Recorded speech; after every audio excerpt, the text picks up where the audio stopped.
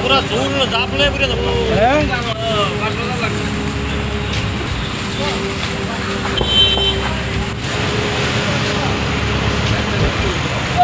ঘটনাটা এখানে হঠাৎ এই আগুন এবং ধোঁয়া দেখা যায়। হ্যাঁ সাথে সাথে আমরা যারা এলাকাবাসী আছি আমরা ফায়ার ব্রিগেডকে ফোন করি এবং ফায়ার ব্রিগেড নির্ধারিত সময়ের মধ্যেই চলে আসে। বেশিক্ষণ সময় ওনারা নেয়নি। এখন তো মনে হচ্ছে আগুনটা অনেকটা আয়ত্তে এসছে। এখানে অনেকগুলো গাড়িও ছিল, ভয় ছিল এই গাড়িগুলোর মধ্যে আগুন এসে লেগে যায় কিনা।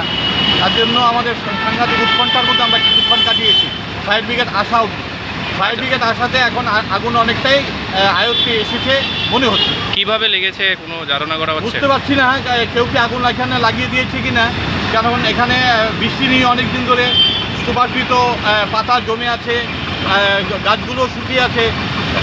এই আর কিছু ময়লাও এখানে এলাকাবাসী থেকে মনে হয় ফেলে, যেগুলোর মধ্যে আগুন লাগিয়ে দেওয়াতে তুষের আগুনের মতো এটা ছড়িয়ে পড়ে আর চতুর্দিকটায়। একটা উৎকণ্ঠার মধ্যে আমরা ছিলাম।